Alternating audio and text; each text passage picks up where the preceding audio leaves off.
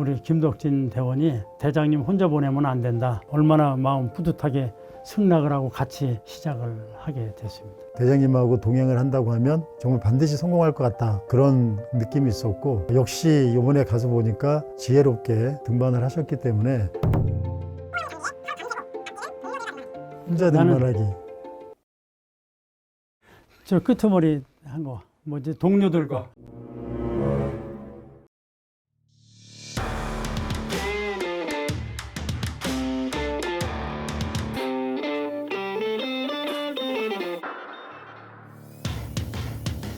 만화술로 꿈원정대 대장을 맡은 남상희입니다. 이번에 남상익 대장님과 같이 24년도 만화슬로 꿈 원정대에 같이 동참했던 김덕진이라고 하고요.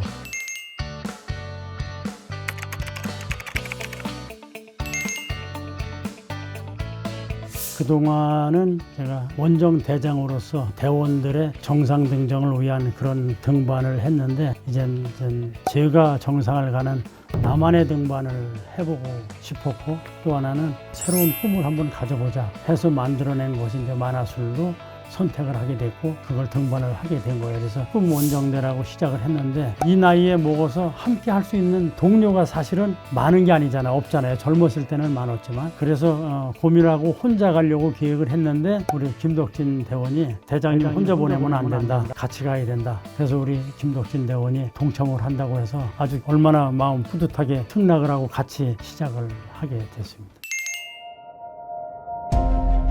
만화술로 8,000m라는 산 자체가 그걸 이겨내지 못하면 살아남지 못해요. 왜냐하면 5,000m, 6,000m 이상 올라가면 산소가 점점 줄어들어서 8,000m에 가면 산소가 없는 걸로 돼 있어요. 그래서 동식물이, 생명체가 존재하지 않는 죽음의 지대라고 돼 있거든요. 이제 여기를 오르는 거기 때문에 고수에 대한 극복을 첫째는 해야 되고, 그다음에 이제 산마다 다르듯이 난이도가 있고 기술과 힘으로다가 그걸 또 이겨내야 또 정상을 갈 수 있는 거예요. 부산에서의 움직이는 그 등산 행위는 100% 달라요. 한국 사람 둘이 가서 두 사람이 다 그 기록을 깼다는 거에 대해서 우리나라에서도 굉장히 산악인들 사이에 관심을 많이 갖게 되는 그런 동기가 됐던 것 같습니다. 우리도 젊은이들한테 나이가 먹었어도 우리도 힘이 있다, 할 수 있다라는 거를 그냥 보여줬다라는 생각만 들어요. 등반 중에서 가장 어려웠던 코스가 캠프 2 올라가는 길과 캠프 3에서 4 올라가는 길이 가장 어려웠는데, 거기는 왜 어려웠냐면 아이스폴 지대라고 눈으로다가, 눈벽으로다가 만들어진 곳이고, 밑에는 빙하가 흐르니까 밑에 이제 물이 녹으면 지형이 바뀌면서 무너져 내리고, 굉장히 이렇게 육안으로 봐도 위험스럽고, 어느 때는 디딘 자체를 못 믿을 정도로다가 불안정한 그런 눈길을 각오할 때, 그때 가장 심적으로 힘들었다고 생각합니다.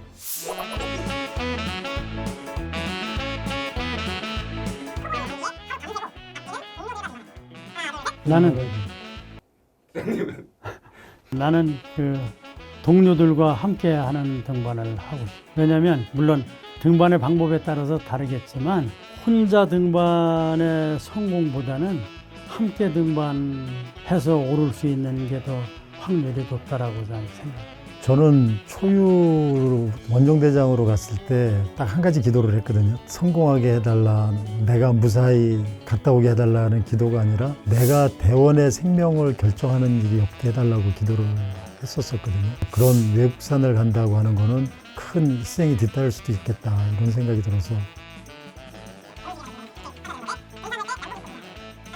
등산할 때 양복 입고 등산하기. 나는 평생 등산복 입고 살 수 있어. 제가 젊어서 산에 한참 다닐 때는 정말로 등산복에 샌들에 등산화만 신고서 살았어요. 근데 예식장이고 어디고 남의 사무실이고 안 가. 저도 젊었을 때는 거의 등산복만 입고 다녔고, 심지어 해외여행을 갈 때도 등산복을 입고 다니고 그랬었는데, 저 역시 대장님처럼 똑같이 장례식장을 가면 항상 등산복이더라고요. 그래서 선배님들 또 동료 후배들 장례식장에 갔을 때 제 복장이 그분들한테 너무 미안했던 생각이 들었었거든요. 그래서 불편하더라도 양복 입고 내가 좋아하는 산에 갈 수 있겠다는 생각이 들어요.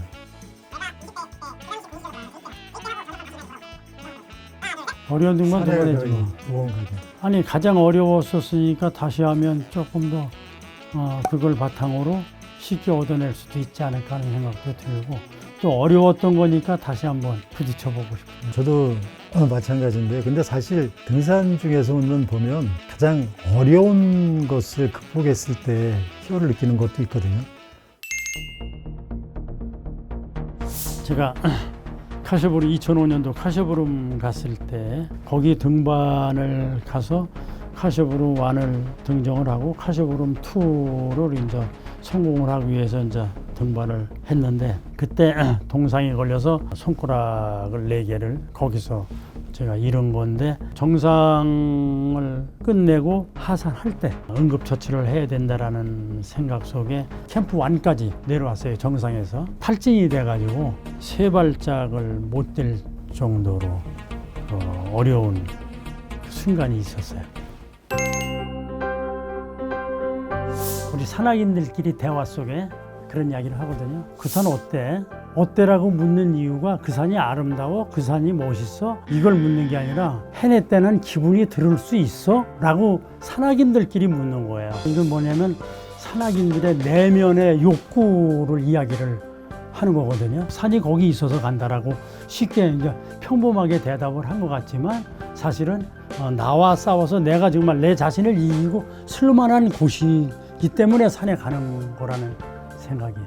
제가 생각할 때는 대장님이나 저나 그냥 산이 좋고 자연이 좋고 그게 산에 가는 그 이유의 거의 90%가 아닐까 이렇게 생각이 들어요.